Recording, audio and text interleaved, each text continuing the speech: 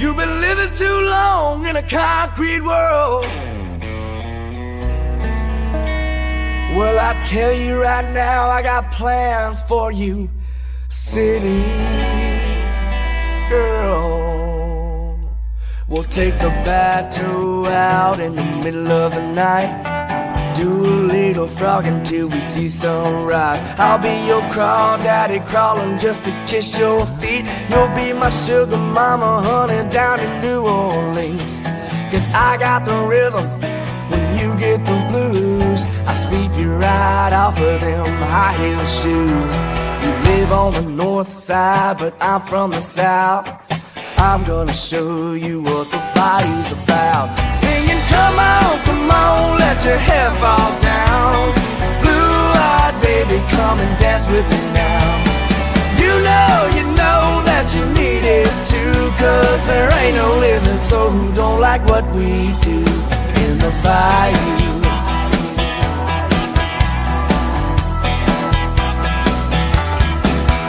Muddy water loving people who don't mind the heat. I'll take you walking through the woods, no shoes on your feet. You'll be singing Chabebe with some Creole soul. And we'll be rocking on the river, 'cause that's how we roll. And I got the rhythm, you won't get the blues. It's always a party in the bayou. Darling, come on, let your hair fall down. Blue-eyed baby, come and dance with me now. You know that you need it too. 'Cause there ain't no living soul who don't like what we do in the bayou.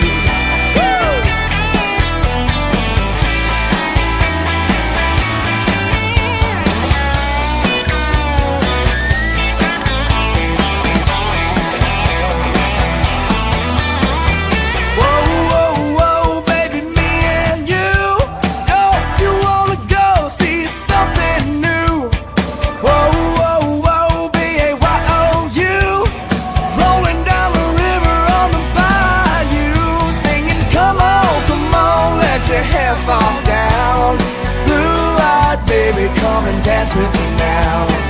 You know that you need it too. 'Cause there ain't no living soul who don't like what we do in the bayou. In the bayou,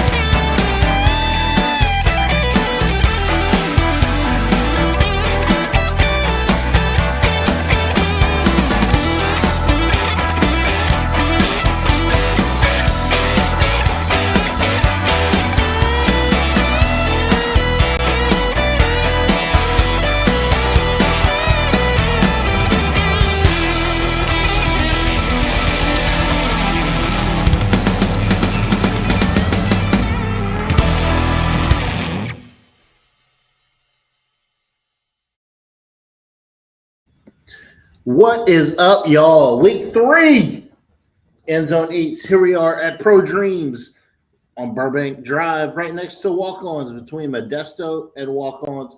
And I can see the lights of Tiger Stadium right out that window, where they will be playing Saturday night at 6:30. Where this place, this city, you can already feel the vibe going on this week because it's Gator Week, and it's going to be rocking. So we're going to get it started with End Zone Eats, Week 3. Here we are with Hot Rod. What's up, Adam? How you doing? Right here, Hot Rod with Hot Rod Creole. And then my guy, Tater, from Mississippi, is going to hang out with us and talk to us a little bit about the Rebels and a little Well, football. We're gonna just hang out and talk some football. Do they tailgate in at Ole Miss? I think so. I think they bring bologna sandwiches and Bologna? stuff, Okay, yeah. And And the what if fr- they use that bougie bologna? and then the Fritos That's what it is. with the red cups, solo cups. Let's see if I can get Tater in here.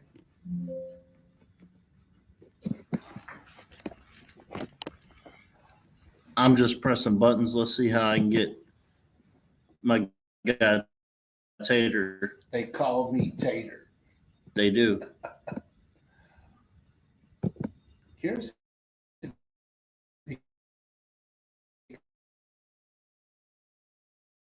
Got that nickname.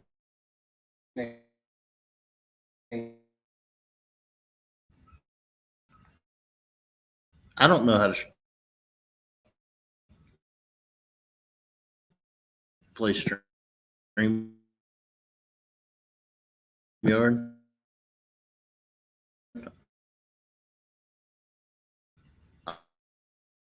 I'm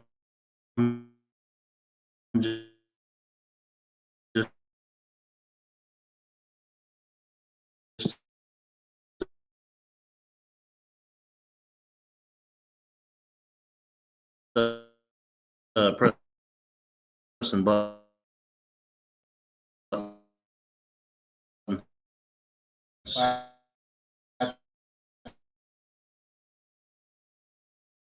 Tell you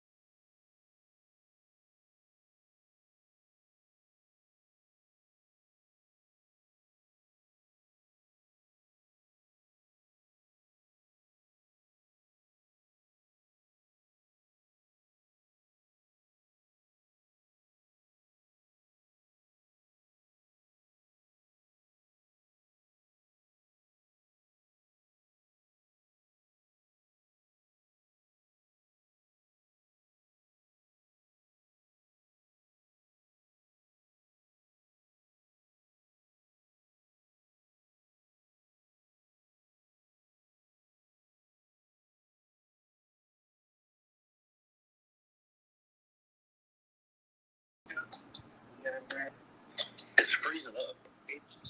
Yeah, it's definitely freezing. I'm still sitting backstage. I see you, but I don't see you anymore. There we go.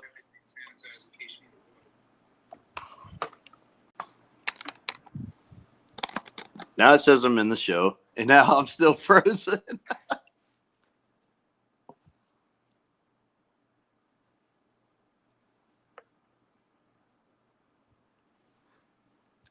We're on a true lag delay here.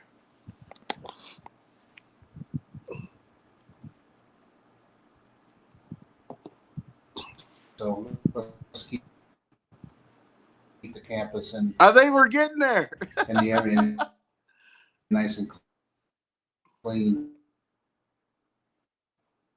That's a plus.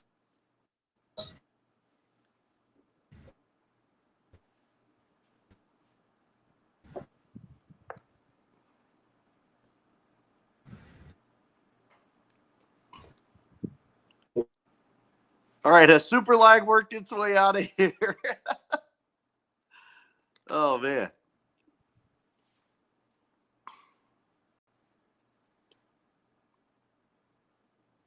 I don't think it has.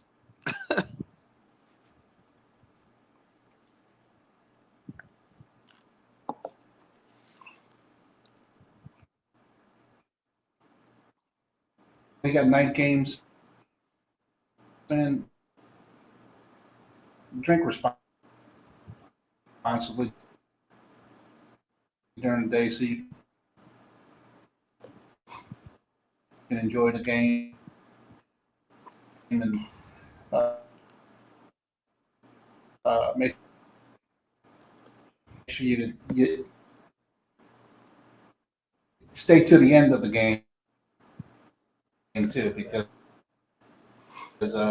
this week we gold out in this weekend's game, and I want to make sure everybody enjoys the game and cheers on those the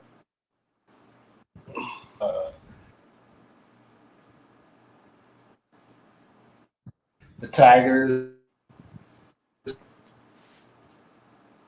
Brother, you got a super big lag and like it sounds like a robot. Oh, yep, I'm going again.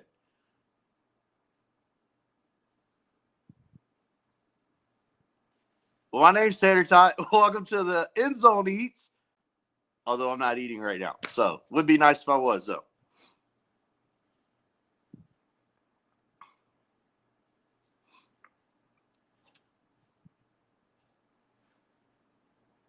We'll see what happens when Adam and them gets back in here.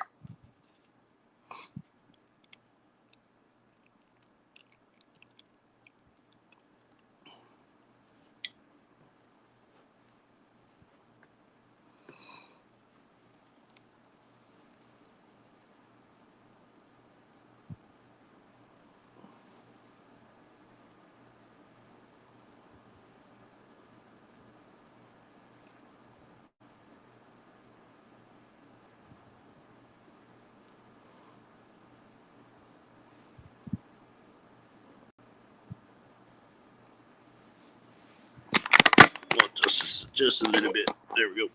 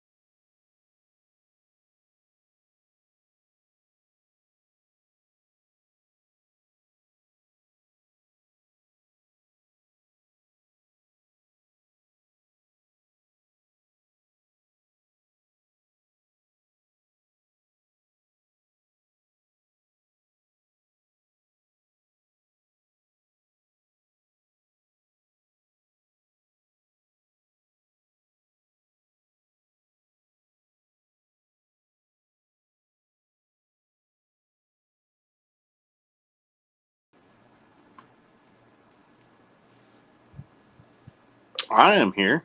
but nobody else is.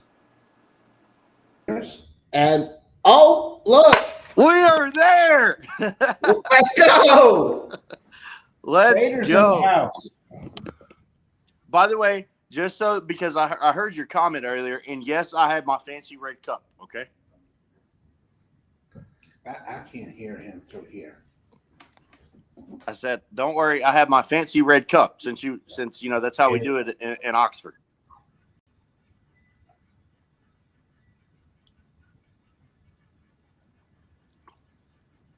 Hello? Hello? Press them up. Oh. Hey, can you, Tater, keep talking so we can try to see if I can hear you through this. Howdy, headphone. toddy. I heard howdy toddy. I read your lips on that one. Can you hear me talking now? I can hear you clear as day, brother. Clear as day. No, we'll go with it. That's fine. All right, here we go. What's going on? What's going on, man?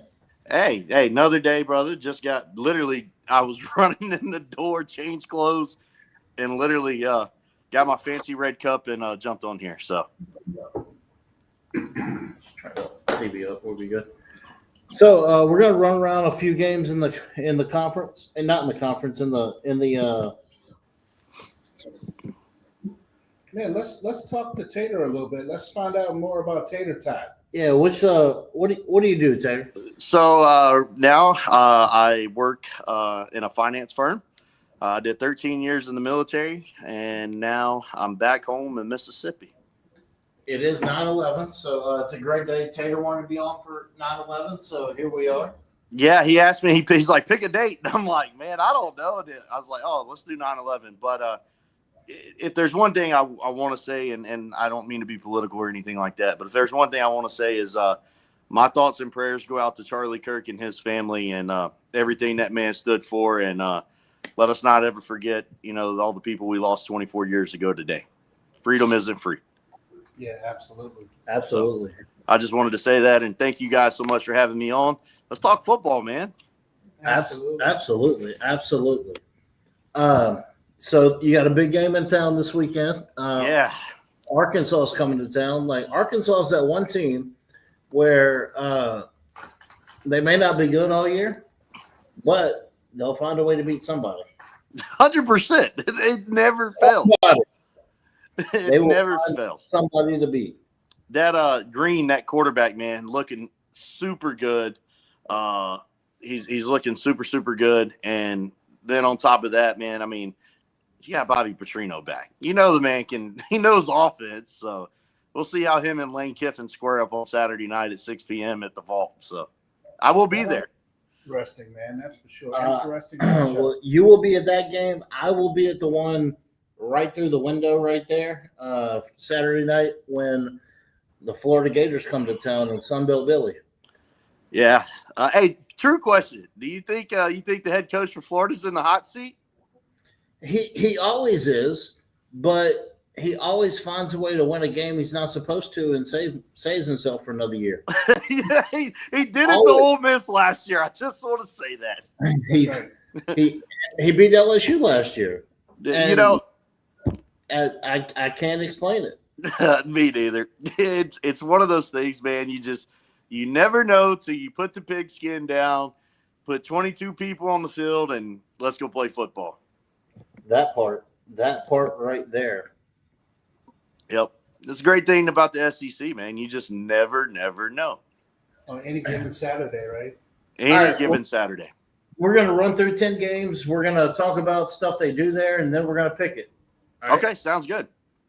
First one's going to be Indiana State and Indiana. We'll be at Merchants Bank Stadium Memorial.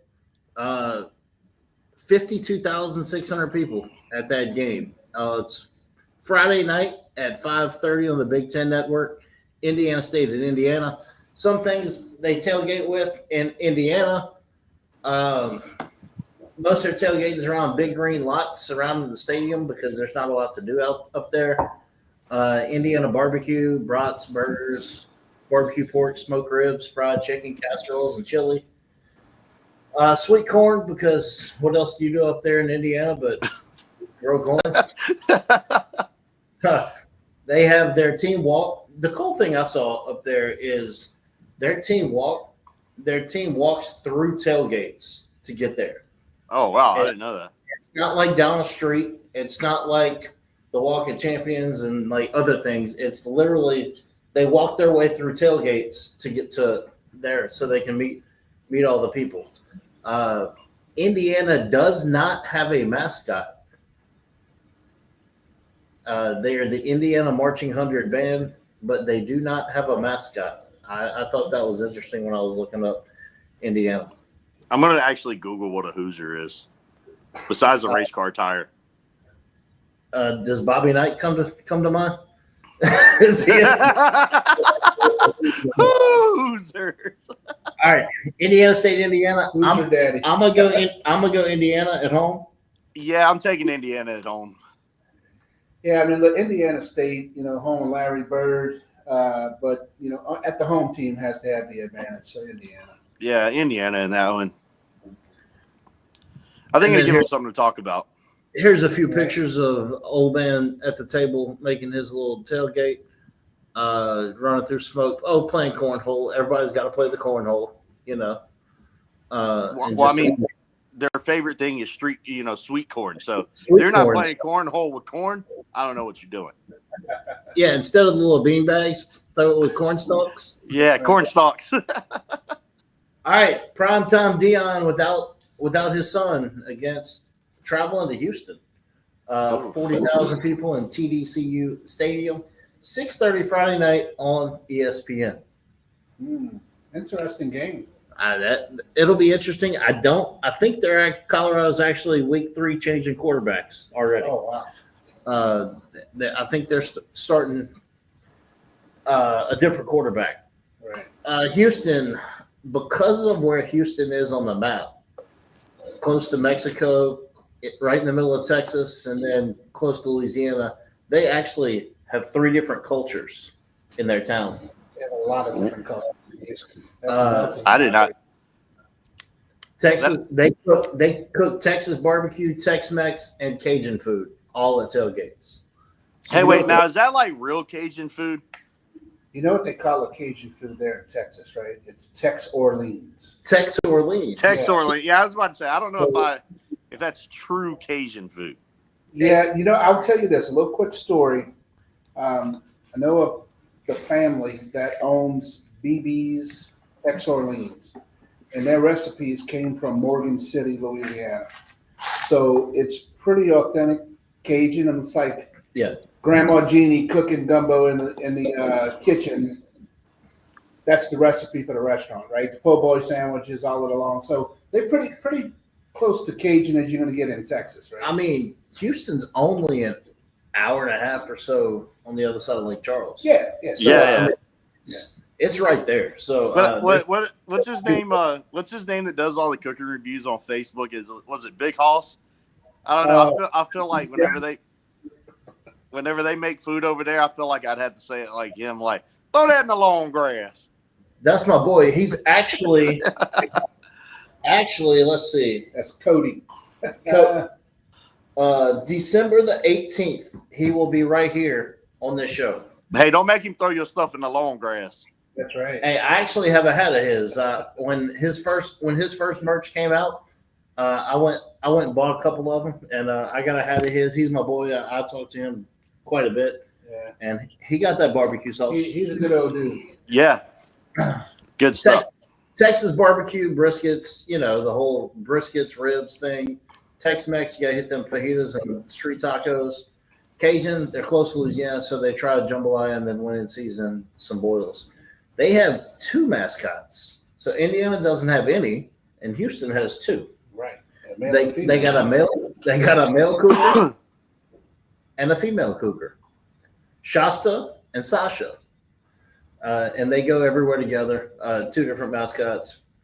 And then they do fireworks and that smoke in the end zones to make their environment a little different.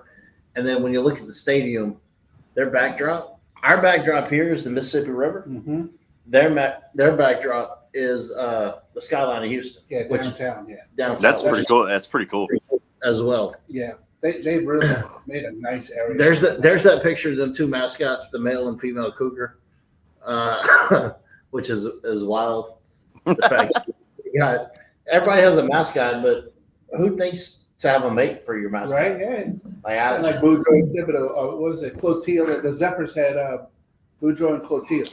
Hey, you know what? I bet what happened is Mel Cougar was lonely and went to farmersonly.com, so he didn't have to be lonely anymore. There we go. Farmersonly.com. All right, Houston and Colorado. Who you got, Taylor? I'm gonna take Houston in this. I think it's gonna be hard to beat them at home. I don't think Colorado's what they were last year. I mean, by far, it's showing. So yeah, give me Houston in Houston. I'm the same way.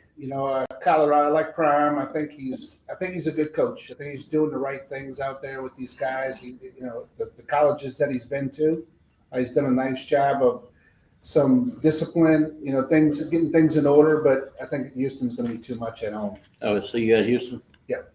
All right, so we all got Houston on that one. North Carolina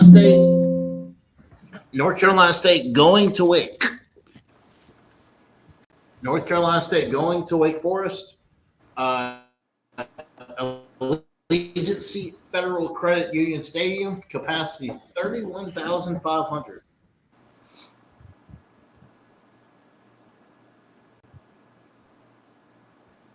Oh, I think he's lagging again.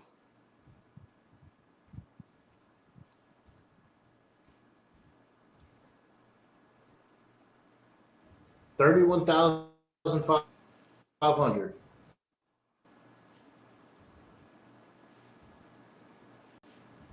This is where it's.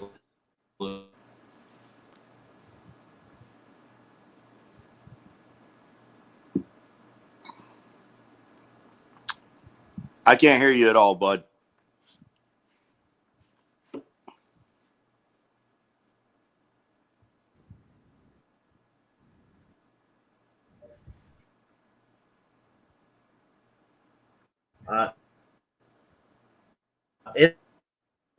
It's coming back. I see you, and here we're back. I think we're back now. Can you?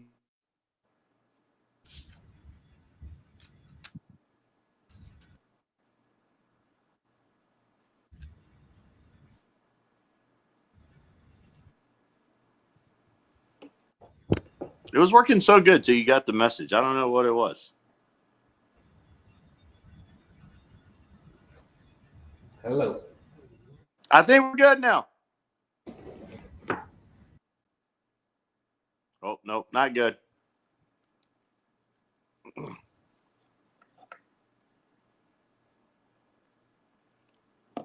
Not good, not good.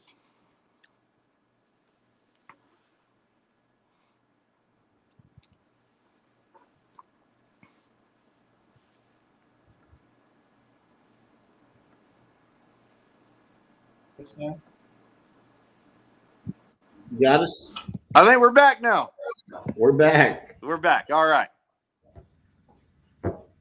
We are talking about Wake Forest. North Carolina State and Wake Forest. Yep. They only have 31,000 people that go to their games, compared to what we'll see later in the show. A couple 100,000. You're right. That's wild. Right. LSU will take 30,000 to an away game. Yeah, that's true. And that's their home side. North Carolina barbecue, your ribs, pork, and brisket. That North Carolina barbecue, that's something special too. Yeah. It actually is. I want a road trip. Fried chicken, mac and cheese, and hush puppies. Let's go. Demon Deacon mascot visits a lot of tailgates, so the mascot actually hangs out with a lot of the fans throughout the day. I think that's pretty cool environment. Get your pictures taken and all that stuff. It's not a rowdy place because there's only 30,000. So how are they going to get rowdy? Yeah. But it's welcoming and very spirited environment. Mascot also leads the team on the field on a motorcycle. Harley Davidson. And it's a unique.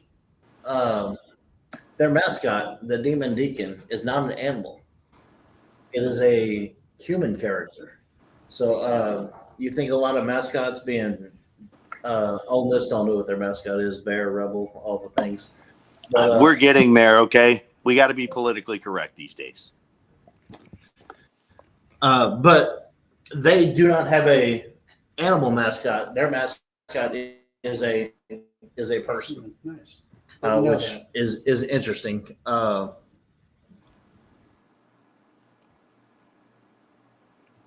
That stadium definitely looks like it holds more than There's 30,000 people. that motorcycle. And you're lagging again.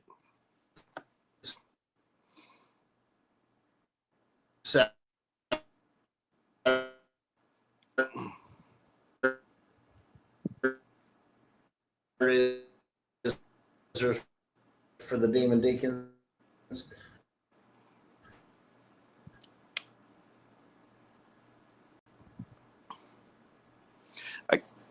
I can't hear you, brother. They say home teams have advantage, but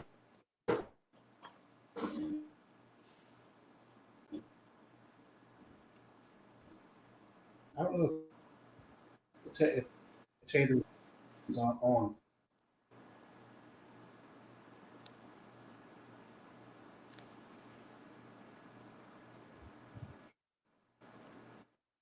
NC State or Wake Forest.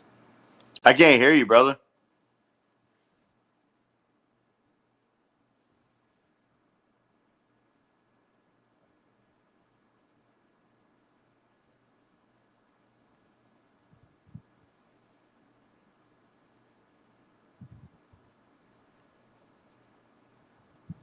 I'm the only one left again. Oh, no. I actually do got a good pick for this game, though. Really good pick.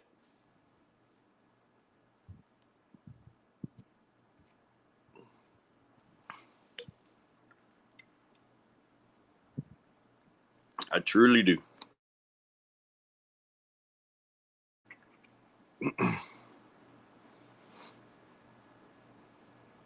Let's see if it turns my camera off, if that'll help. Right.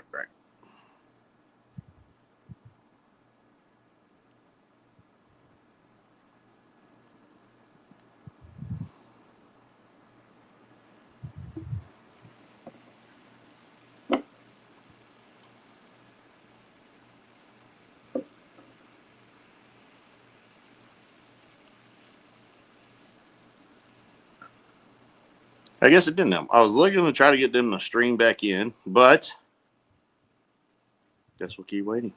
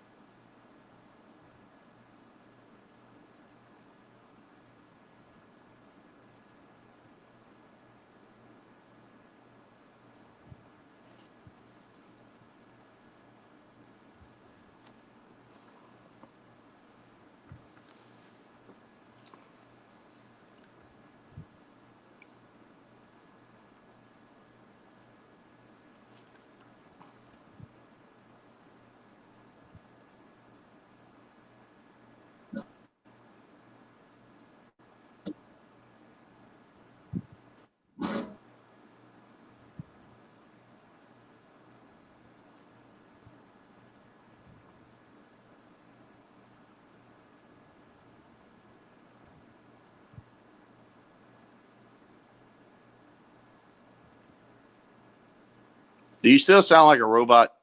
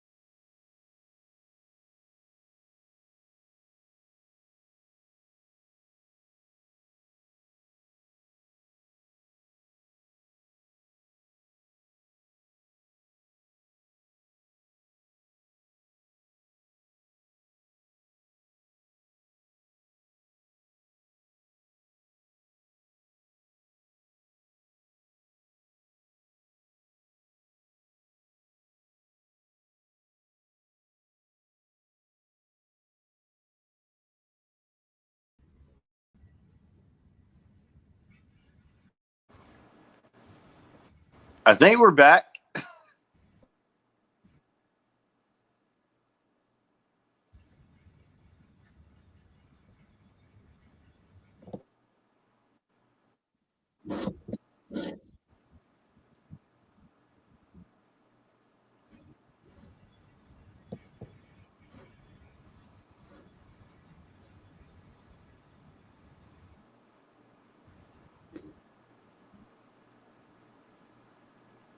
Nope, we're not back.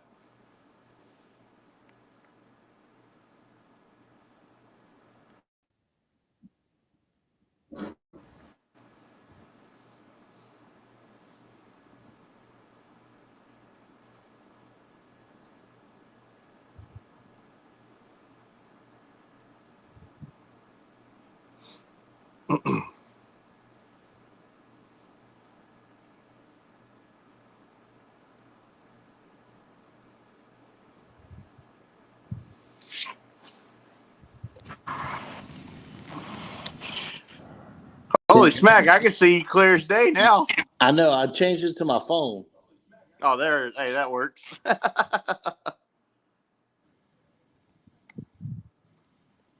Yeah, I'm on my phone now, so let's see if I can get that going.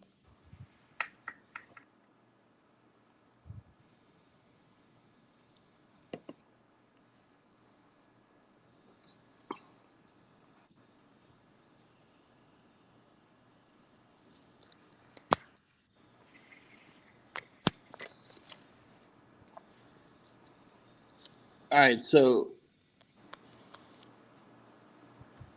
NC State and Wake Forest. I can't see you, but Can you see me now? I can see you now. We're good. NC State, Wake Forest. Actually, I have a personal vendetta against against Wake Forest because Ole Miss rolls into Demon Deacon territory last year, beats the snot out of them, and they go, "We will pay you to not play you again." So, give me NC State. Oh, wow. NC State, we will pay you not to play you. Yeah, that's how we ended up with Washington State this year at home. Oh, Wazoo State action. All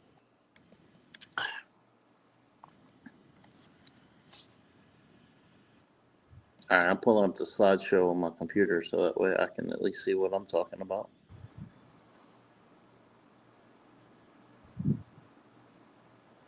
And then I was like, well, the phone works. Usually the phone gets better internet anyway, so. Yeah, high-speed processing.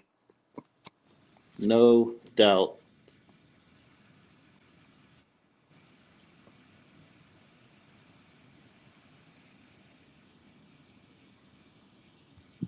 So you said you headed up to, well, you're already there basically, but you going to the game Saturday? You said. Yeah, I'll already be there. Yeah, I will be at the game Saturday, so I'll be in the Grove for a little bit. And you got you a tent in the Grove, or you just mingle? No, I got enough the buddies people? in the Grove. I got enough buddies in the Grove that I can just kind of mingle around. I don't have to deal with the whole setup and tear down and Yeah, all we'll that. we'll get to that game a little later with some details.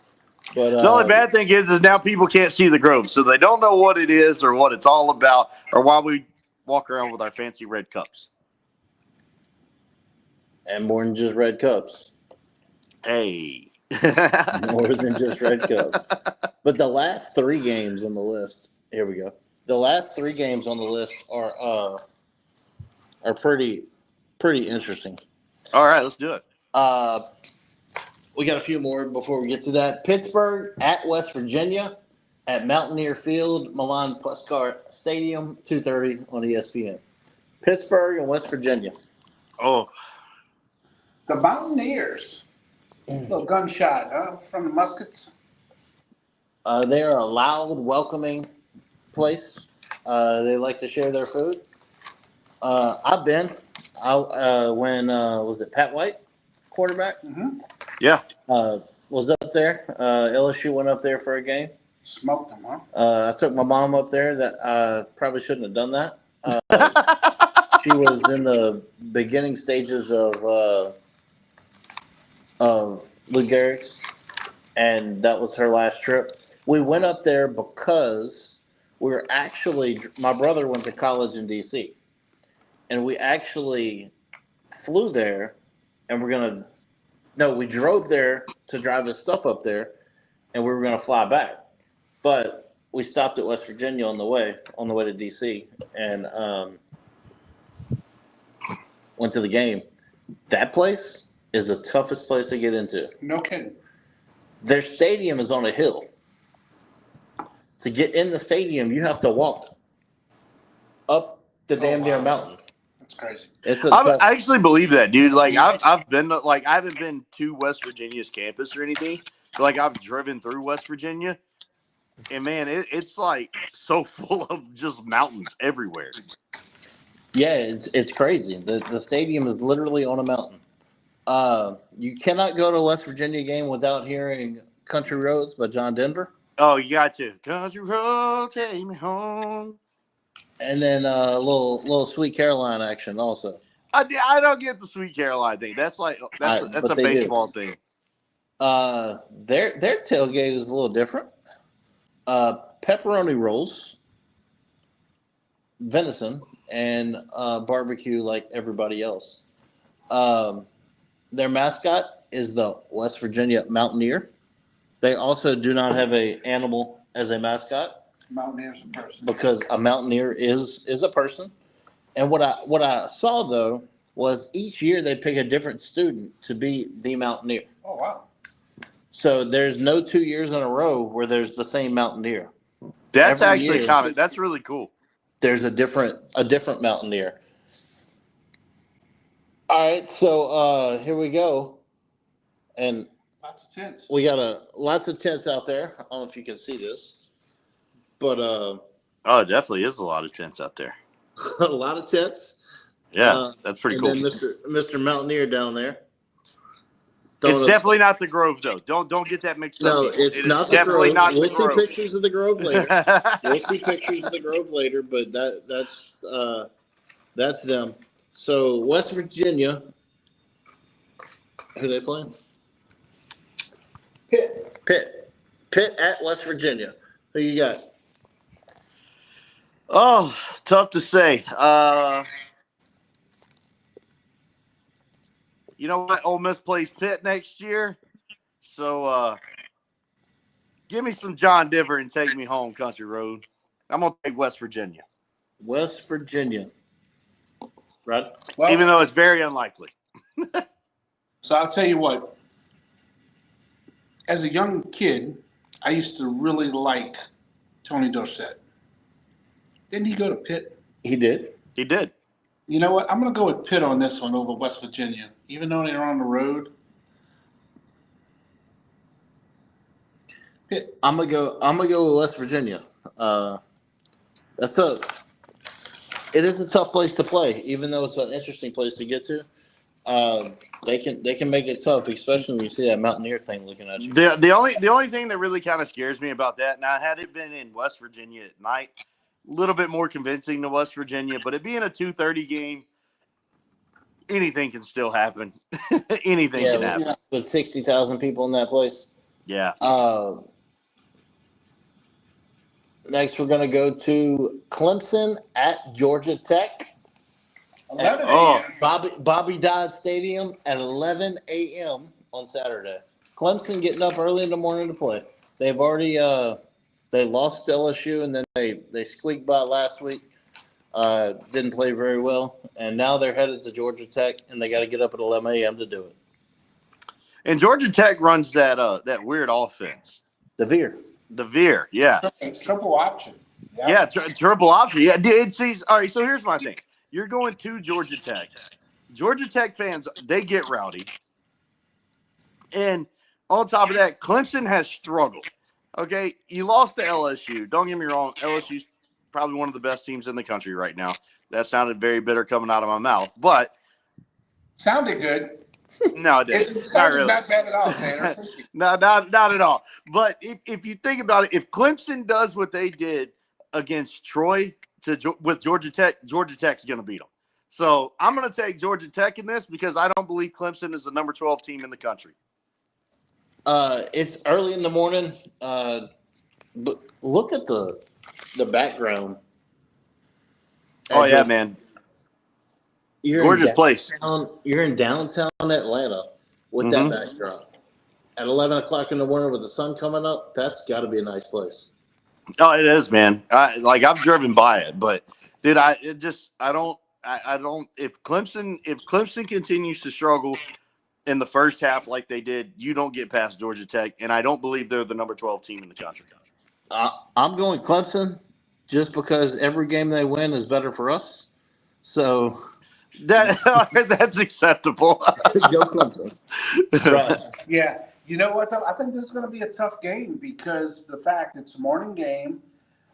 They coming off of they've been punch drunk after LSU game. This is one of those catch-22 games. So I'm going to go Georgia Tech here. It's almost like a double trap. Yeah, I like the way you think it, Adam, but I think Georgia Tech's going to take this one over Clemson. In all honesty, I honestly believe in this game it's a put up or shut up for Clemson. What are you going to do? Absolutely. As you go from old boy trying to be a Heisman winner after coming into pregame of game one to not even being in the picture. Yeah. Yeah. In Atlanta, Georgia Tech is in the heart of Atlanta. They don't tailgate like most people. They tailgate in parking decks because That's kind of weird. parking lots and parking decks. They have a 1930 Ford Model A Ramblin' Wreck car that leads them onto the stadium, or leads the team into the stadium.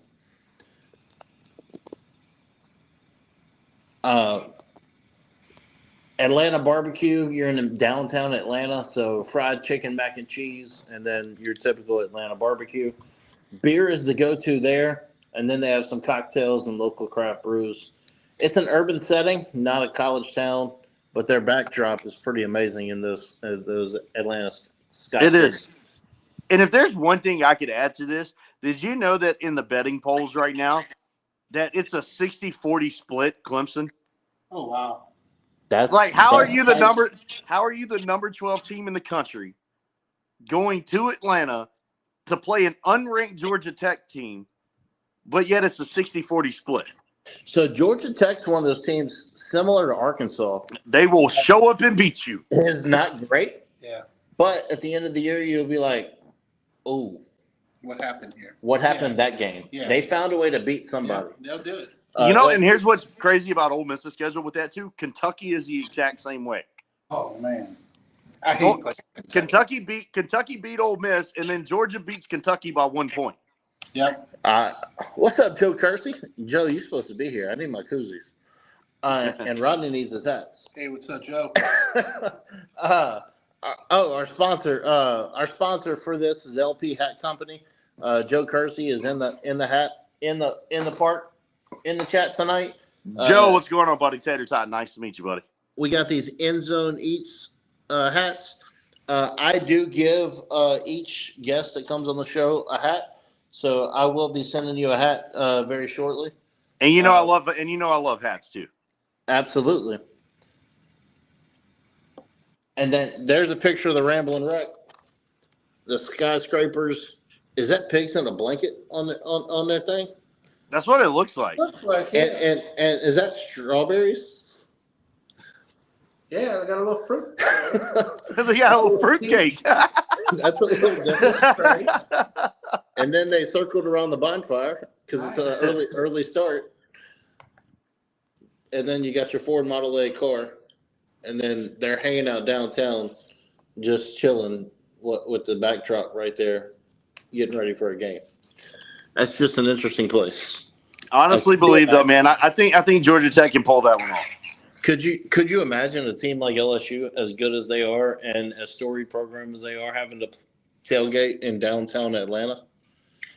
Like they have to already when they play for the SEC championship, but. Well, this is a different setting, though. Around the SEC championship, like the stadium. It's big fanfare stuff. Yeah, you have a lot of space there. But this is a little different situation downtown where they're at. Different little spot.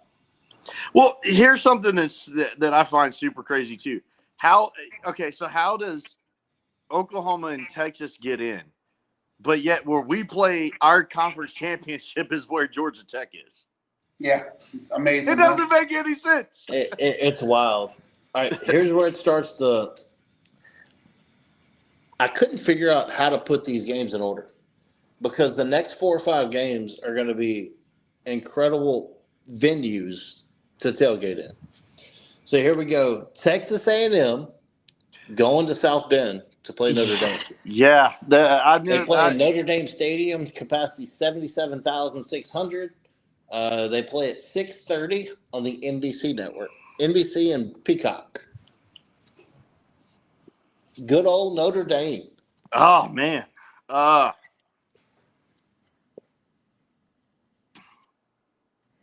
What you think about Notre Dame and you ever been to Notre Dame? I have not been to Notre Dame. No.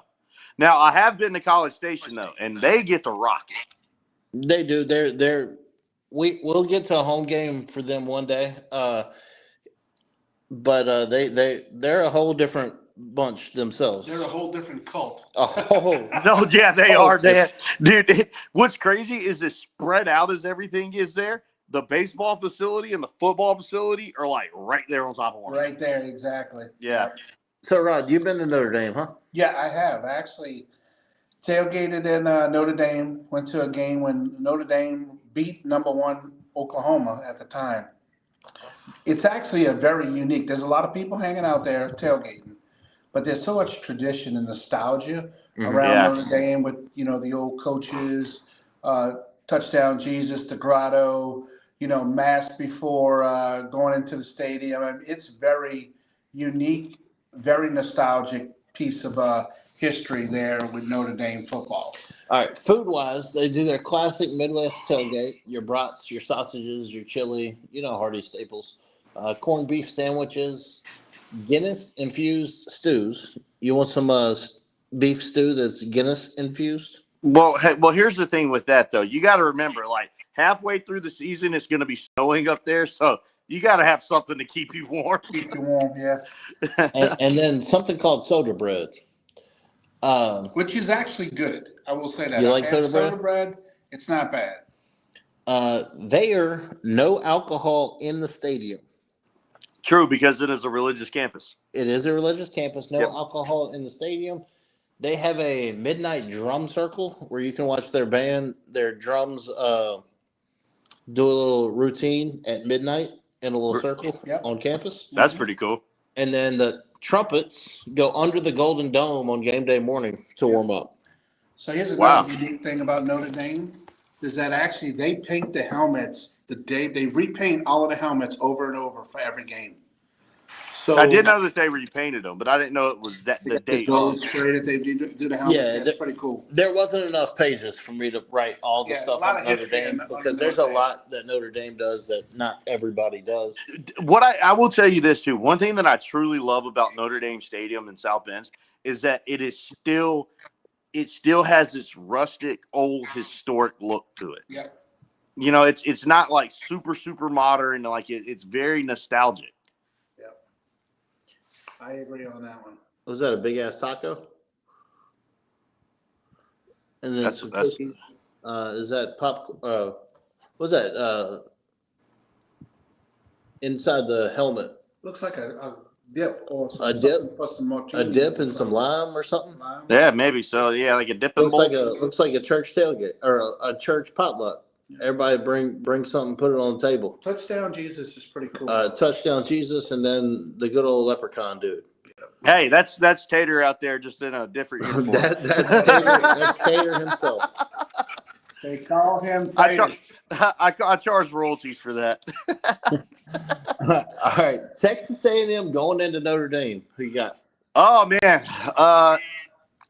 Wait, who was Notre Dame's week 1 loss to? I don't have that with They're me. 0-1. Who did they lose to? Uh, Damn. hold on. Oh, man, that's a good question. I want to see this. Don't fuck your laugh. No, I'm not. I can scroll up.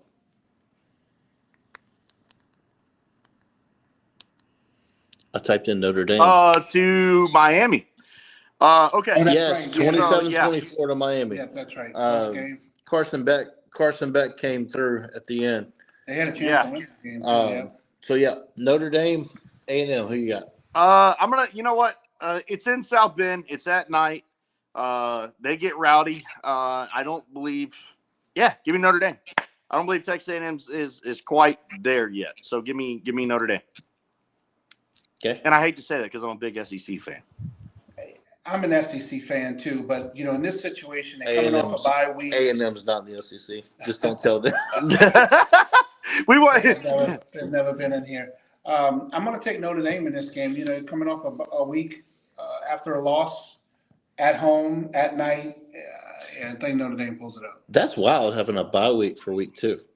Yeah, Dude, there was a lot of teams that used to do that, especially in the SEC, man. Like, or they would do it like in week 2 or week 3, and then it just they used to have 2 bye weeks, and then it just jacked everything all up.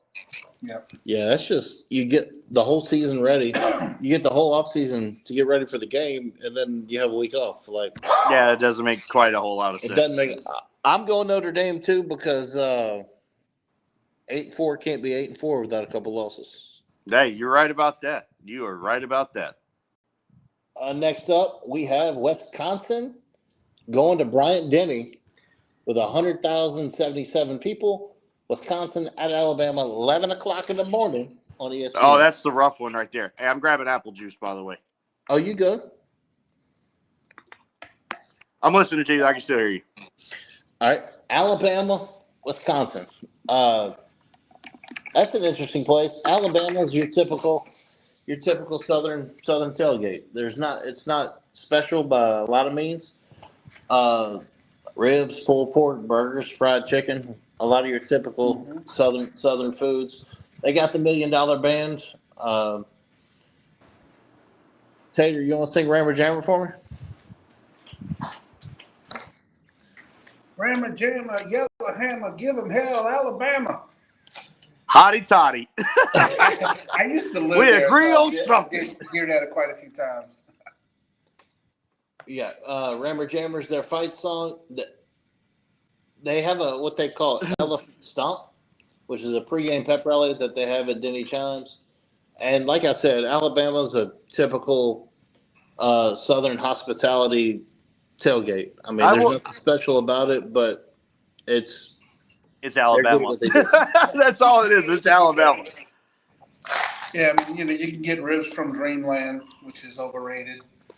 So $1 Million Band, hell, they paid their band before they paid their football players at one time. Yeah, I believe that, man. But I will say this: there is a nice campus in Tuscaloosa. Mm-hmm.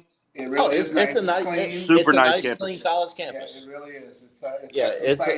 And I'll tell you what: if you haven't visited Bryant-Denny Stadium or that area, you need to.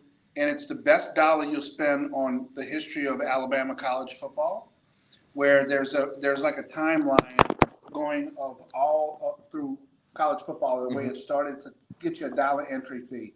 And it's the Museum of Alabama Football. It's got Bear Bryant's office in it and all the bowls and whatnot they won. It's pretty unique if you're a history buff.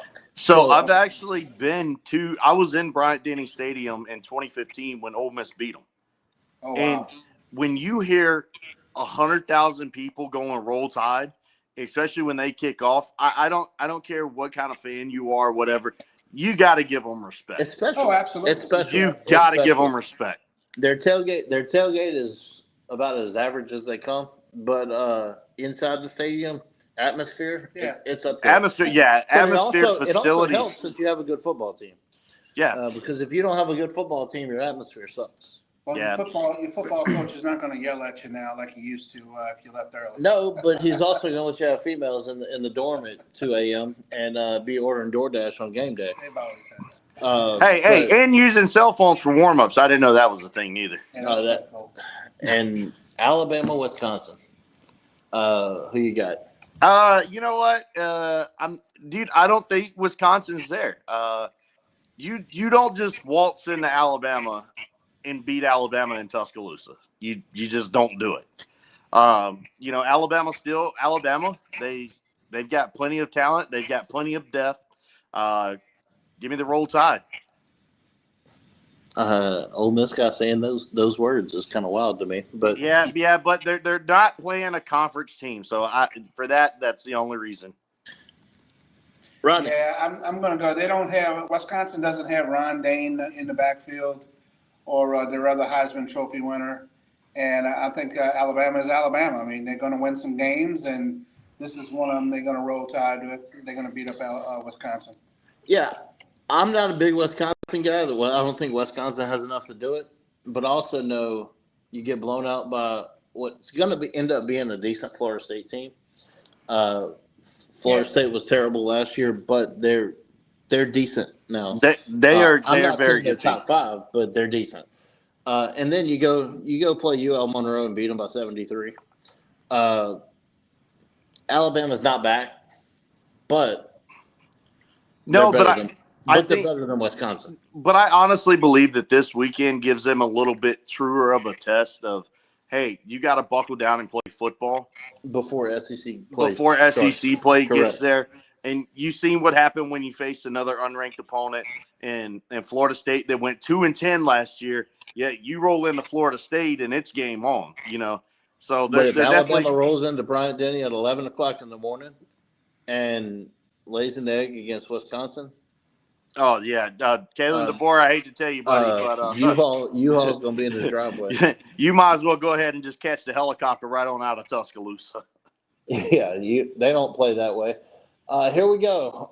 Vaught Hemingway Stadium, capacity 64,038. Arkansas at Ole Miss, 6 o'clock, ESPN. Tater, take it away. So, hotty toddy gashamati. I think it's gonna be a shootout.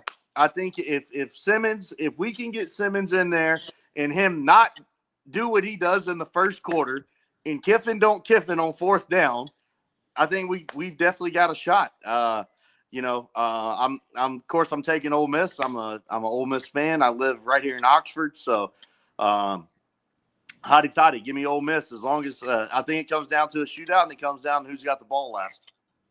Tell me something about Oxford and tailgating that the general fan doesn't know. Oh man, Sunday's best. All right, you come to Oxford, you're coming in Sunday's best. But if you ever get the chance to go to the square and go to Taylor Grocery or go to any of the local bars, anything like that, they're on the square. Some of the best times you'll ever have. The Velvet Ditch, and believe it or not, we actually have good Cajun food here. So come down anytime you're in Oxford. Stop down, say hi to Tater. I will be here. I'm not far from the stadium, so come on down and say hi. But yeah, dude, when they do the Walk of Champions and the Grove kicks off and they hit that hotty toddy, I mean, just get ready. It's locked the vault time, and it's time to go play football.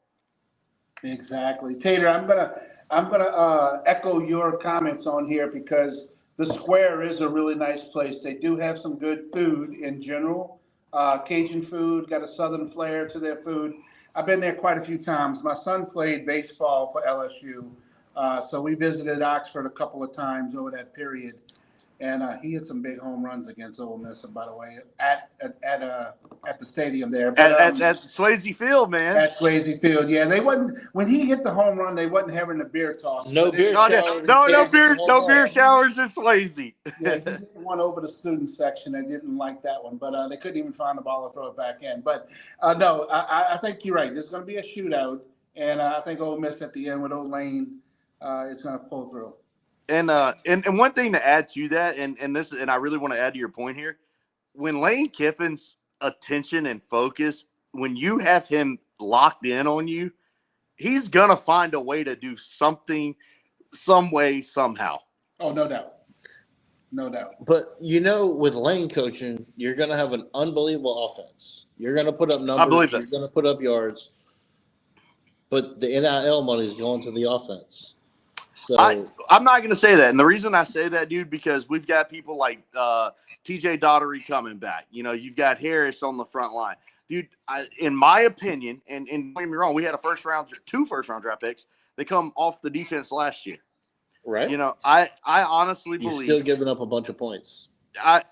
Okay, yes, you are, because it's Bobby Petrino, and for some reason he's got, our defensive coordinator's number. I don't know why. But it's going to be a shootout, but in all honesty, I believe Ole Miss's defense looks faster than it did last year.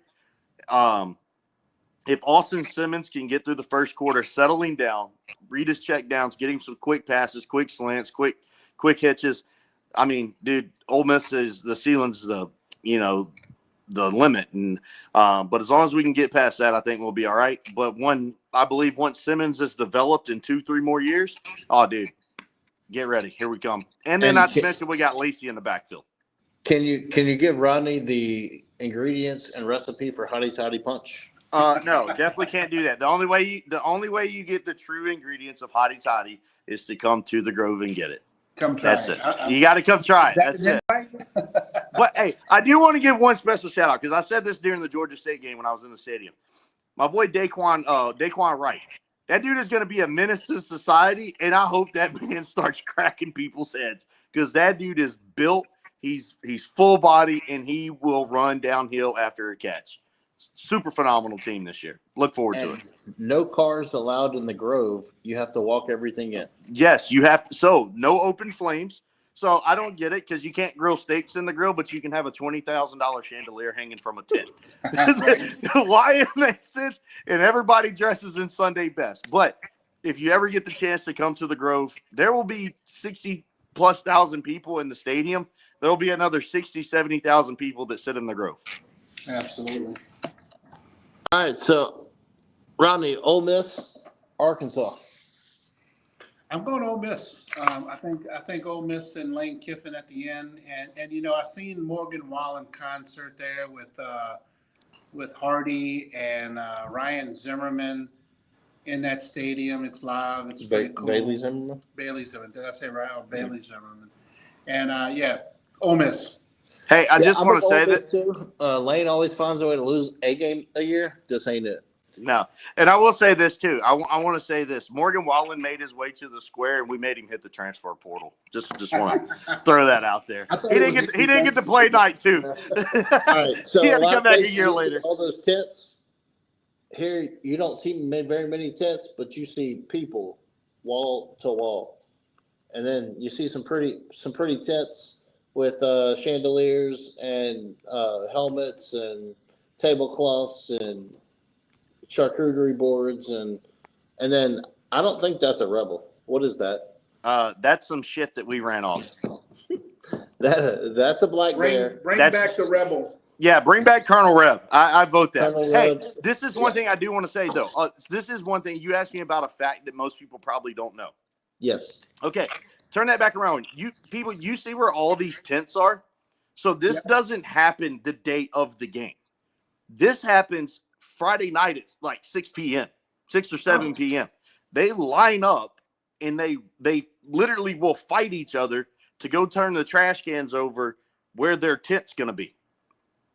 So this is not like we just show up the day of the game and pop up. No, there's people that like spend tens of thousands of dollars to cater these games.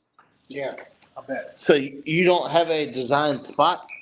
No, it's not a sign.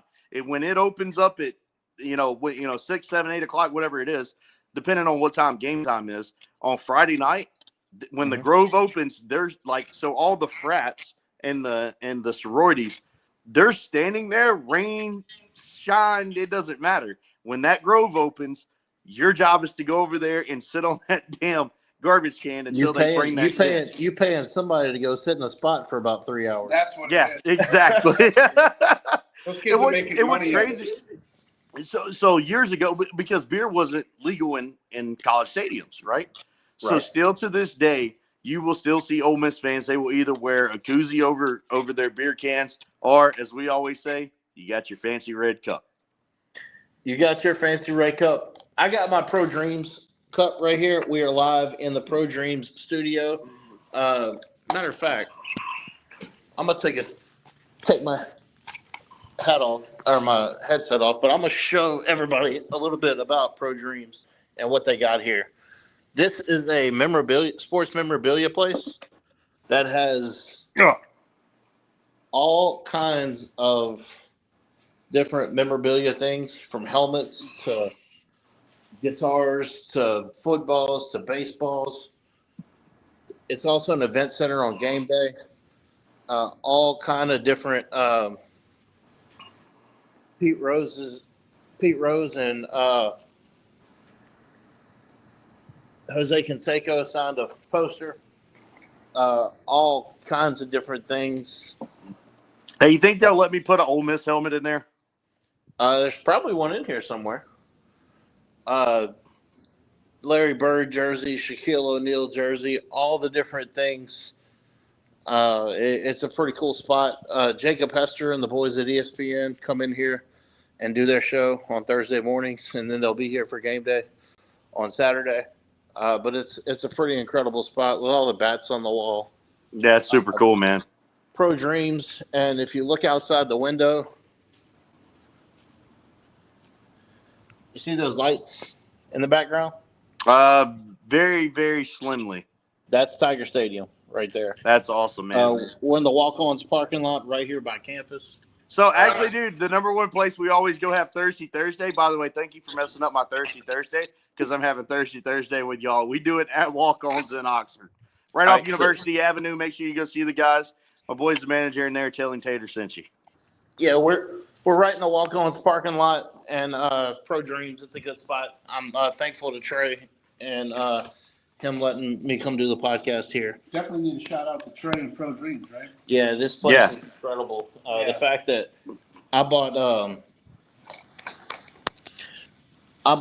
some Amazon headphones and some Amazon microphone because I thought I was going to do this podcast at my house, but that didn't happen. Whenever Trey called and said, "Hey, you want to do your podcast here?" I'm like, yeah. Hey, actually, why don't you guys come down for the Ole Miss LSU game in Oxford? I can't this year. I've already got my pretty much my weekends full for the rest of the year. See, he's already felling. I've been to my boy Mike Bianco. I've been to a few games with him, and Mike's a good friend of mine and good friend of ours. I've known Mike for quite a long time, and I've been to plenty Ole Miss games that way. Oh, that's going to be that's a road game right there. It is. The 27th. Yep. Yeah. Next game up is right across the street right here in Death Valley, 102,321. Florida comes to the swamp. Florida comes from the swamp. Comes from the Disrespectful. swamp. Comes from the swamp here. Florida's an interesting team this year. 6:30 on ABC. They had a dude spit in the dude's face. He got suspended. They got a couple guys hurt. But you rolling in here, Brian Kelly's trying to prove a point and that he's got this team going. So he's looking to go 3-0. And we'll see. I will be there Saturday night. Rodney will be there Saturday night. Rodney is actually cooking an alligator jambalaya in the parking lot. Absolutely. Hey, there we go. Yes, indeed. Rod, where'd that alligator come from? Yeah, so hey, you got to shout out to Chris Specialty Foods, man. You get all your alligator needs and tailgate needs from Chris Specialty Foods over on Millerville Road, Highland Road, and also in Lakeview and Central as well. So shout out to Adam and Randy and Tressie and all of the team at Chris Specialty Foods for providing the alligator tail meat and sausage for that jambalaya I'm going to make. So let's go. Yeah, he's making an alligator jambalaya. I'm actually going to make an alligator pastalaya because D'Agostino's, the little pasta, Oh, yeah. they come with crawfish pasta, alligator pasta, or wheat pasta. Oh, wow. I'm going to make an alligator sausage, alligator tail meat with alligator-shaped pasta, Nice. making a alligator that. pastalaya. I like that. Come down to Baton Rouge is often ranked number one in the country due to the food, passion, and party atmosphere. If you're talking tailgates, you're never going to leave a conversation without mentioning the Alabamas, the Ole Misses, the LSUs of the world, Tennessee's, A&M's a whole different world. They're in a conversation by themselves. Yeah, they're their own there's- entity. I always scroll on TikTok where you see those top 10 stadium things, and somebody always picks them. And if they get to 3 or 4 and still don't say LSU, I'm like, they're right, because LSU is on, especially when they're playing well, and especially when it's just a different feel throughout the week. Absolutely. When the boys are 2-0, you start to feel it. If I walk out that door right now, there's a band playing at Walk-Ons right now. They're getting ready, getting lit. Arrive early, stay late, because The traffic. the police department still doesn't know what contraflow means and how that works. Sounds like the square in Oxford. Just like you say, the night before y'all get ready, There's it used to be a Winn-Dixie. Yep. Now it's Surge Entertainment by Drew Brees. There's a big parking lot that all the RVs park in and wait for 5 o'clock on Friday for students to get off campus so they can get lined up and the RVs get in here. It's RV Central here. Y'all have tents and stuff. There's nothing but RVs for days Yeah. here. Big tailgate scene. Big tailgate scene.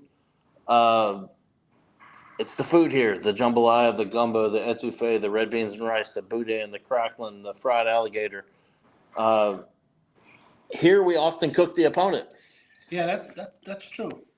Rodney and I have a couple years in a row cooked a whole pig on Arkansas week. So they actually will do that in Oxford this weekend. They will actually bring in a full pig that's been cooked and put it on a platter, and everybody just kind of eats off of it. Yeah, we do that week to week. Rodney knows a lot about that. Yeah, absolutely. We've done a bunch of that. And it's funny. You in Mississippi, you have a couple of people. Michelle that owns the Memphis Q. Yeah, up there, and then you got Brad down. Well, he's in South Mississippi. He's in Ocean Springs. Yep.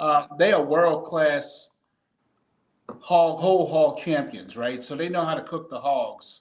Yeah. We do it a little different. We do like a couchon delay type deal. We'll, put it on the ground, or we have it in Cajun microwaves. We'll roast them. We do all kinds of stuff. But this week especially, I guarantee you there'll be 50 to 100 people roasting or smoking whole alligators. I know the last time Florida played here, I did 2 alligators on the pit with the Blue Boot guys.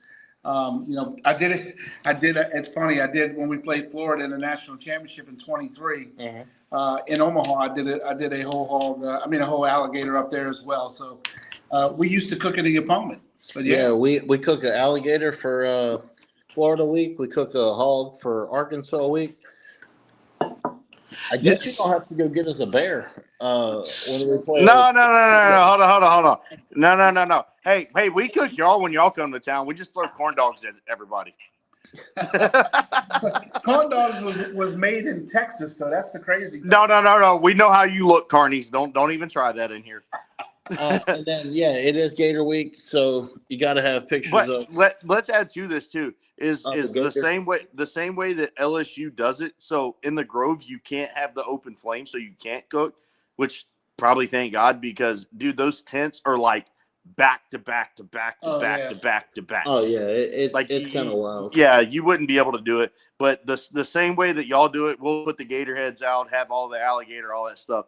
But dude, it's probably one of the coolest traditions in college football that we literally eat the opponents. Yeah. Yeah, absolutely. It is. That's a big jambalaya that they're working on. You'll see people everywhere. And then the stadium, there's 102,000 people in there, and it's going to be rocking Saturday night for sure. Absolutely, dude. And I have actually been in Death Valley. I had been to Death Valley. And I will tell you this, the Swamp ain't got shit on Death Valley, especially if they play neck. And if you don't know what that is, don't even go YouTube that shit. Okay. That's right. LSU, Florida, who you got? Dude. Hey. Hey-oh. Give me LSU, baby. Let's go. Rodney. Yeah, this is a no-brainer for me. LSU by 2 touchdowns. Yeah, LSU, they got Southeastern next weekend, so they can get healthy. I heard today that Brian Kelly said Braylon Moore will play today. Okay, good. That's good news. That's our center, who we lost in the first play of the game last week with a sprained ankle. He's going to be back. Trey'Dez Green will not be back. Trey'Dez is going to probably miss a little while. He's a big tight end. He's a 6'7" tight end. But we'll be all right. Caden Durham's going to tote the rock. And the defense is going to play. Defense is ridiculous. I almost want to take a bet with Rodney and an over/under because I want to say 3 touchdowns. Well, you know what though, I'm not gonna. I'm gonna do 2 touchdowns, and I'm playing it safe on that piece just because the defense I think is going to shut Florida down, and Florida's athletic. They're always going to have athletes, and they're always going to play big in this game. Because listen, man, they got. They lost the first game, right? They played, And then last week they beat somebody. They beat up somebody pretty good, but it was a weak team. They lost to South No, Florida. they lost to South They lost Florida. last week. That's right. They lost Yeah. last week. So to yeah, South I'm Florida. sorry about that. So yeah, here's why I'm saying 3 touchdowns, right? Number one, when Billy Napier walked in the press conference on Monday morning, and CBS looks at him and goes, "Do you think you're good, or do you think you actually belong as the head coach?" That is the ultimate slap in the face.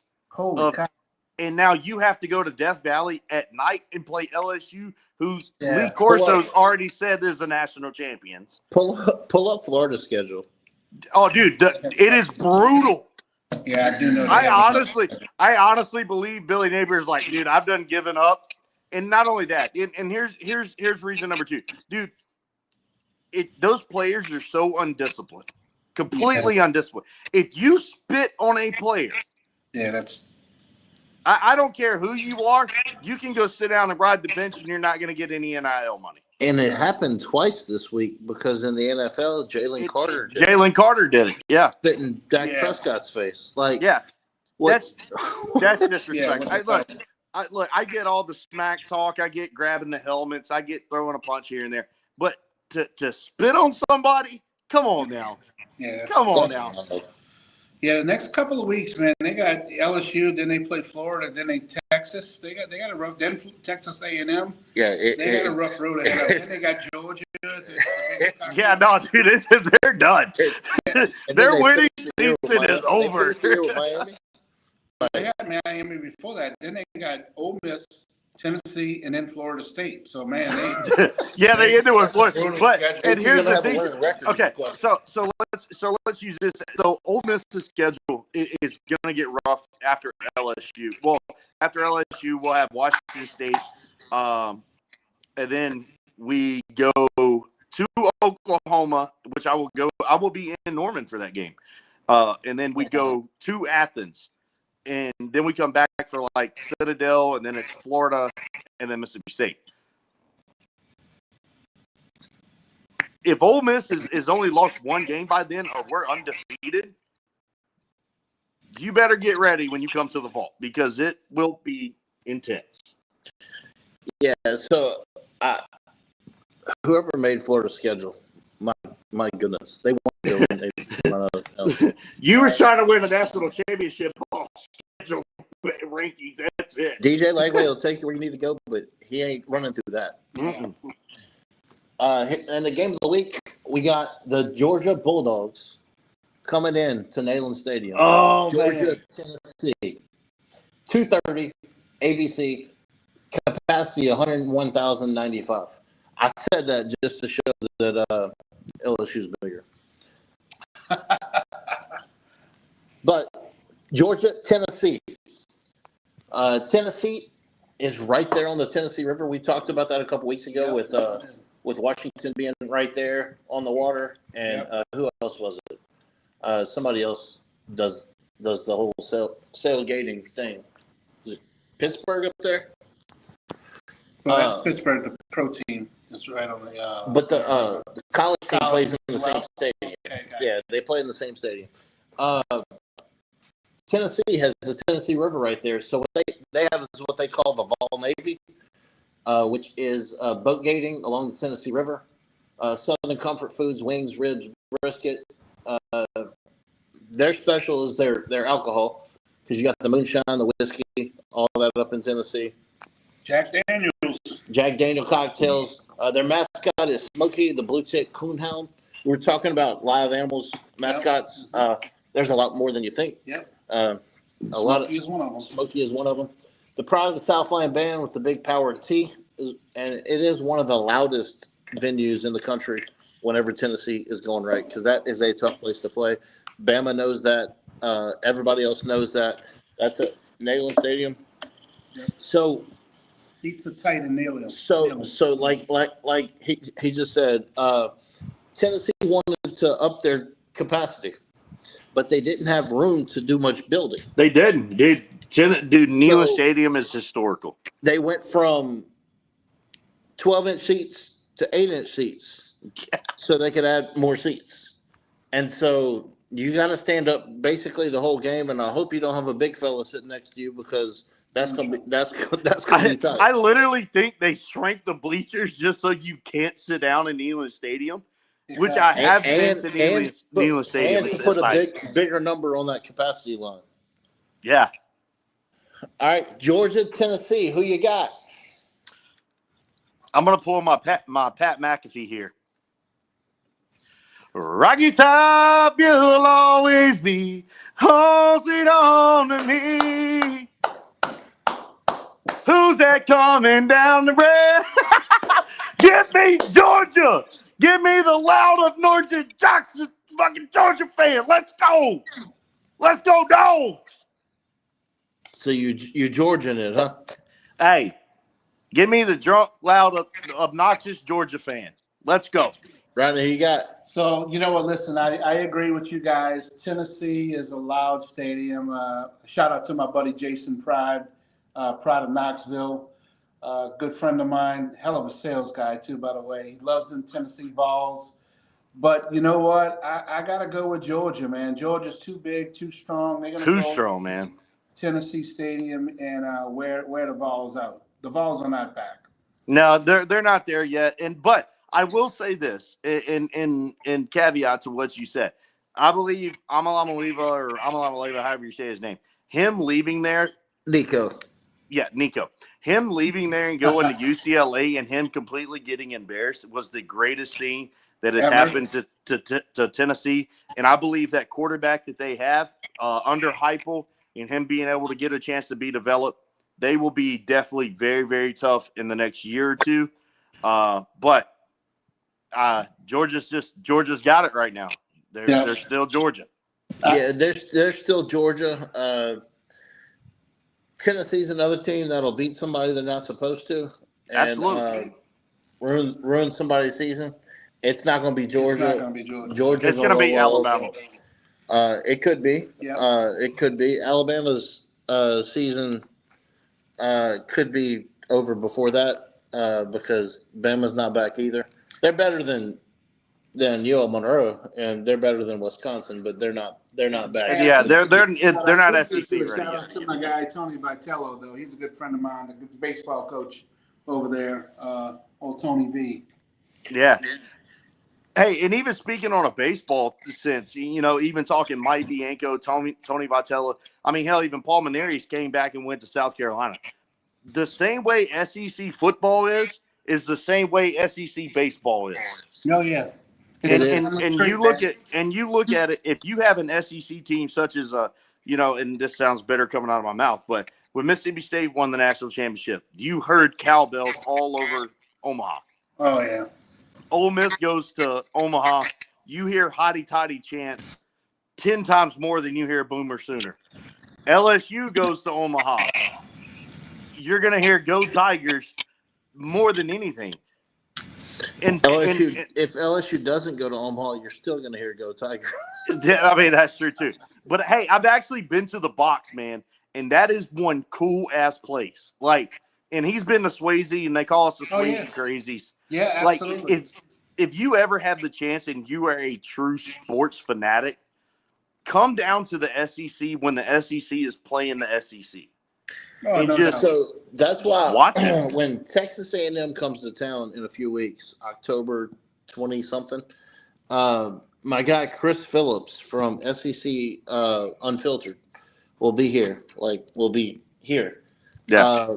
And he took a road trip last year and did like 177 games or something. Like, he went to every campus that he could get to. Also, in a couple weeks, my guy Ben Chase from Florida. Oh yeah. He did the same. Went on a 77-day, 115-game trip to where he went and visited as many games Tuesday, Thursday, Wednesday, Friday that he could. And it'll be cool to get him on to talk about all the different tailgate environments. We know what we know because we know here. We know Louisiana because we're from here. You know Mississippi because you're from there. Yeah. But to have an outsider come talk about experiences at different places, that's going to be pretty cool. Yep. It is. And one thing about it is that, and of course, I've been all over the world, and I've missed a lot of football and having to watch it at 3:00 in the morning and whatever, right? But to be able to finally be home, and especially on this special day, and to be home and to be able to get back into SEC football and have the chance to have the freedom to travel and go when I want and how I want, there's nothing in the entire country. And I've been to Fresno State. I've been to ODU. I've been to Virginia Tech. There's nothing like SEC football or SEC baseball. No, not at all. I agree. That's true. We're in September, and the baseball schedule just came out the other day. Yeah. And there was a baseball press conference where there was 50 media members in the building. Yeah. In September. Yeah. Yeah. Actually, I just locked in my season tickets for baseball. So Yeah. So it's a whole different world down here, as it is in a few other places. But yeah. So you can hang on for this one, but we're going to start doing something called a Louisiana Minute, where we talk about every Louisiana school and where they're playing. This is going to be kind of interesting because some of these logos I don't know. Yeah. Hey, wait. So hold on. Let me ask you a question about this. All right. Yeah. So I do see Fresno State up there. Louisiana Tech, do know them. Where is Tulane? Tulane against Duke. Tulane's playing Duke right here. Okay. I can't see it over there. So third game. Okay, third game. Okay. All right. I just wanted to make sure you had them in there. All right. So LSU is playing Florida. Yep. The Raging Cajuns are traveling to Mizzou. I think Mizzou squeaks it out. I don't think they dominate them. Yeah, Raging Cajuns are hurting right now. Yeah. Because Walker's hurt, isn't he? Yeah, Walker's not playing. Tulane is hosting Duke. That's a bunch of smart people in New Orleans. So I want to say this: give me Tulane in that game. Absolutely. Tulane's defense, Tulane's offense. They are a well-developed team. They are a well-put-together team. If anything, if Duke, the only way I see Duke beating them is if Duke can fundamentally put a game together from the first quarter to the fourth quarter. And Tulane has to come to Ole Miss next weekend. But Tulane is a team to watch out for. Southern is going to Fresno State. Is it Fresno or Louisiana Tech? That's Fresno No, that's State. Fresno State. Fresno. That's Yeah. Bulldogs. Tech's looks just like that. Pretty close. Yeah, but no, Tech has they're going to New Mexico. They play New Mexico State. They're going to New Mexico, or they're Southern going to Fresno. Yeah. That trouble. that'll be interesting. Southeastern is playing. Is that Valdosta State? Or what is that? That's the state. Yeah, Valdosta That's State. State. Southeastern is actually traveling from Hammond to Baton Rouge next weekend. Yep. Southeastern's coming to Tiger Stadium next weekend. McNeese is that Kansas State Wildcats? that Kansas State? I'm not I don't know. I can't see it fully. Or I don't know who that is. ULM at UTEP, Grambling at Kent State. Louisiana Tech is hosting New Mexico State. Give me Louisiana Tech in that game. Yeah. Nichols has got a bye. Oh, that's Weber State. Weber State. McNeese is hosting Weber State. Nichols has a bye, and Northwestern is heading to Cincinnati. Yeah. Ooh. That's some interesting matchups. Northwestern going to Cincinnati, Southern going out to Fresno. Look like some teams are getting paid pretty good. Raging Cajuns are going to Missouri. That's some schools getting paid. Yeah, that's some people getting paid. However, I do think Tulane can pull that win off. I agree. I agree. Did you see what Ohio State did to Grambling? Yes. Yeah, that was disgusting. That was pretty embarrassing. 77-0. Yeah, it was crazy. No, that doesn't mean Ohio State's back or whatever good, because you can't. So says question. nothing. So if Texas played Ohio State this year in Ohio State at Buckeyes, do they have to come to Texas next year? They're supposed to. If that is the case, I think you see a completely different outcome.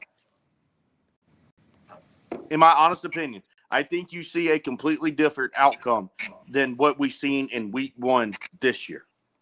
Well, it depends because Julian Sayin will be there for his sophomore year. And then nobody really knows what Arch is going to do. I don't think Arch isn't doing it yet. And I tell you why. I think he's going to at least do one more year, to get the stats up, to be more developed, to lead in, to get into the NFL. He will, if he leaves early at any stage, he'll be the first Manning not to graduate. Yeah, and I don't necessarily see that happening. And of course, we had Archie, we had Eli, and we were supposed to. We had Cooper, and we were supposed to get Peyton, but Cooper ends up hurt. So I don't see Arch leaving early, but I do honestly believe Ohio State coming down and really truly feeling what it's like to play in an SEC stadium in that environment, completely different outcome. It's and wild. I give Texas. It's and wild I give that you call Texas an SEC state. Yeah. Well, I'm gonna back them. I'm 100% gonna back them. But the thing of it is that I'm gonna back that, and I'm gonna also say this: they have not played in that hostile environment where it's like you're coming to the SEC week 1. Right. You know what I mean? Right. They might try to. Not if Texas has anything to do with it. Slide it over to Jerry's World. But I hate them. I hate That's those true. games. I hate those games early. It takes away from the home and home aspect. Like next year, Clemson's coming here. Yeah, I like Yeah. And See, and that's how it should Dabo be. and the boys coming here. That'll be fun next year. Yeah, and here's the thing too: Arch Manning held his own in Ohio State. He did. Yeah, for the Arch most part. Manning held his own in Ohio State. In the horseshoe, he held his own by only 1 touchdown. And he just can't Forget do it. Forget the rest of the stat board. Arch Manning held his own in Ohio State. I hope they get to come down here next year and play some SEC football. And then to close it out, my boy Chase Tyler is a singer down here, and his song closes it out. And I always just tell people where you can find him. This weekend, I'm actually going to go see Chase play at LaBerge. He's at the Edge Bar tomorrow night. I actually started managing a band myself last week, the Taylor Ray Band, and the Specs. They're going to start getting around a little bit. Taylor Ray is playing at the River Rouge. It's the Kitchen and the Marriott. Oh, nice. Tomorrow night from 7 to 10. And then Chase Tyler will be at LaBerge from 9 to midnight down there. He'll be at Fred's in Tigerland post game. Chase Tyler, Fred's in Tigerland. That's going to be a wild show. Oh, Hey, man, I'd love to be able to get down there and catch a show with him, too. So Come on. Yeah, don't forget your boy. He plays all the time. There's all kind of music down here. I know that. Wild. I've played down there. You know that. He'll sort of. Pierre Part's not really down here. Yeah, well, I all right, I get what you're saying there, but close enough. What you did, Sure. the Spunky Monkey? Sharkies. Sharkies? Okay. Yeah. He played it for a meetup On down there. Mosquito Bar. Yeah, he played the Sharkies for a meetup. Nice. He'll be doing the national anthem at LSU volleyball, LSU soccer, and then a couple private events. He'll be at Mandeville Live September 26th, and then Fred's on the River in Prairieville September 27th. Chase is sponsored by Jerry Lane Chevrolet, so y'all go find him. Chase is one of my good friends, and he was very gracious and let me. I used Lane Hardy's song "In the Bayou" to open, and then Chase Tyler's song called "Louisiana's My Home" is going to close it out. Next week we have Southeastern here. I think Rusty. I think I said it was coming next week. Yeah, Rusty. One of our guys that has a big season and a big cook-off guy. Yeah. He'll be here. He's a football coach also. Yep, Rusty season for everything. He runs a football organization over in the Broussard area. That's right. And so he'll be here next week. If you want to come by, you could be here next week. Good one to talk with about football and food, that's for sure. He does a great job of all of it. Joe Kersey will be here probably next week. Joe says we need to get Chase in an LP hat. Get me one. I can get it over to him. Chase is a good friend of mine, and that's it for this week. And I will shout out you later, Tater, and I will send you one of these End Zone Eats hats. Let's go. Appreciate it, brother. We'll throw you some hot rod stuff in there too. Appreciate it. He's got his own seasoning line. If you try the garlic butter that he's got, it's a garlic butter seasoning. It is out of this world. It's a game changer. It is Let's a game do it, changer. man. You get seafood boils and all kinds of stuff. In the comments here, Joe Kersey. Joe Kersey is with LP Hats. He made our hats. He's made some koozies. We're actually hey, actually, if he actually makes koozies, I need him to reach out to me. So give him my number. We are actually going to make tater tot koozies. We're going to put Drink It on Tater Time on there. So he made Hot Rod one of his hats. Hey, there we go. I like that, brother. Right there. That's Hot Rod's Creole. He got his own polo too. Yeah, Joe's with LP Hats, LP Livingston Parish, right down the road. Gotcha. He's a great dude. He was here week 1 with us. But we're actually going to Hero Fest next weekend in Houma. Craig Morgan is actually playing Saturday night. That's badass. Kendall Schaefer, Thomas Kane. There's a bunch of dudes out there as well. But that's coming up. Bayou Brothers will be there for that. Bayou Brothers has a jambalaya mix coming out next week. So that's a new product that not many people know about. We're dropping a jambalaya mix next week. I'm actually picking it up tomorrow because we got to have our festival table full for Hero Fest coming up next week. But on the flip side, we'll see y'all next week. Hey, and one last thing, brother. Appreciate you for having me on here. Hot Rod, make sure you get my number from me. Yeah, but one thing I want to say is remember to keep Charlie Kirk and his family in your prayers. And what today means, let's never forget the people that we lost on this day 24 years ago. And remember, freedom is not free. So thank those military people, those first responders, anytime you get a chance to see them. We love you. Y'all have a good night. Yeah, I turned 39 yesterday. So yesterday was my birthday. You'll never forget it because guess what? 9/11's the next day. It's easier for a lot of people to remember. But happy birthday, buddy! I turned 33 on Sunday. So. I was 30. I turned 39 yesterday. So, yep. We will see y'all next week. Peace.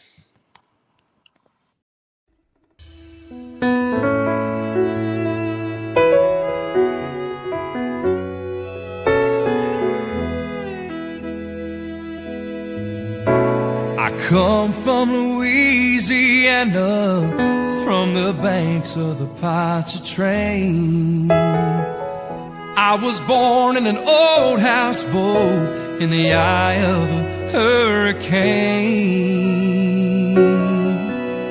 I've been all around this great big world, but no matter where I roam, I'll always come back to Louisiana, 'cause Louisiana is home. People stop and ask me where it is that I come from. I tell them I am so down south, even the Mississippi's scared to run. Oh, from Bourbon Street to Baton Rouge, from Malibu to Thibodeau, I'll always come back to Louisiana, 'cause Louisiana is home. We got cypress storms and sauce pecan, jambalaya and fado, New Orleans blues and Mardi Gras too, and the bars they never close.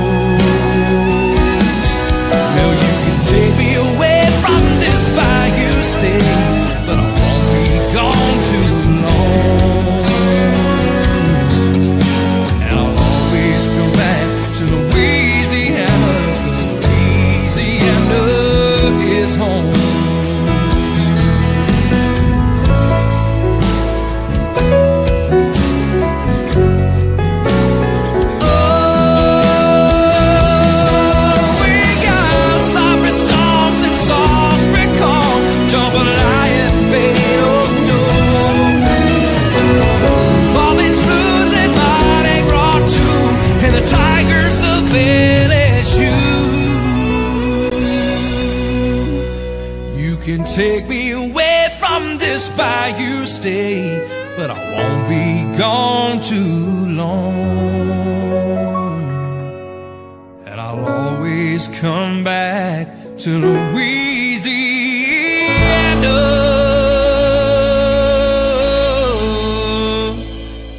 'cause Louisiana is my home.